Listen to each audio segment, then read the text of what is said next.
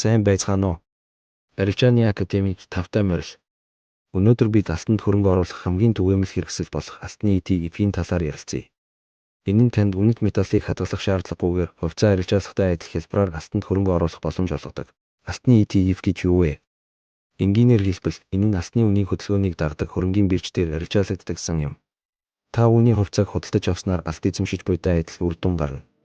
Энэ нь бодит алт худалдан авах хадгалах хүндрэлт зардлыг үгүй хийж хөрөнгө оруулалтын босгыг бууруулан үйл явцыг илүү хялбар болгож өгдөг. Хэрхэн ажилдаг вэ? Алтны ETF нь боловсронгуй механизмаар баталгаажсан байдаг. Мэргэжлийн байгууллагууд бодит алт хадгалах үүрэгтэй, харин кастodi банкнууд алтны аюулгүй байдал, цэвэр байдлыг баталгаажуулдаг. Сангийн менежерүүд ETF-ийн ажиллагаа болон үн цэнийг хариуцдаг.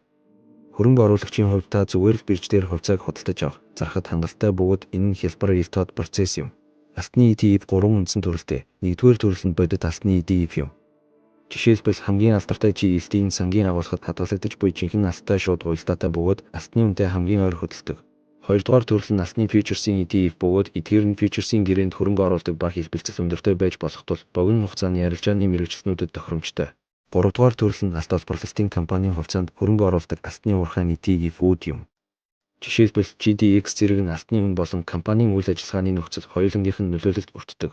Яагаад олон хүн алтны ETF-ийг сонгодог вэ? Давуу тал нь тодорхой. Арилжаа нь хувьцааны нэгэн адил уян хатан болоод тохиромжтой, маш сайн хөрвөх чадвартай тул хүссэн үедээ худалдан авах, худалдах боломжийг олгодог. Эдгээр нь эрсдлээ төрөлжүүлэхэд тусалдаг бөгөөд удирдлагын зардал нь бие даснаас хамаагүй бага байдаг. GLD шиг томоохон сангуудын арилжаа маш идэвхтэй явагддаг. Сүүлд нь хөрөнгө оруулалтын хуваарлалтын талаар энгийн шинэ хөрөнгө оруулагчдын хувьд нийт хөрөнгийнхөө 5-10% алтны ETF-д хуваарлахыг зөвлөж байна. Энэ нь таны хөрөнгө оруулалтын багцыг илүү хамгаалалттай болгож, аюулгүй дэрийн үүрэг гүйцэтгэнэ.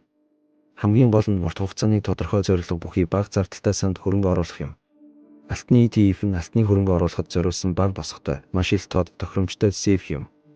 Эдгээрийг ойлгож зөв ашиглах нь хөрөнгө оруулалтын багцаа бэхжүүлэхэд танд туслана.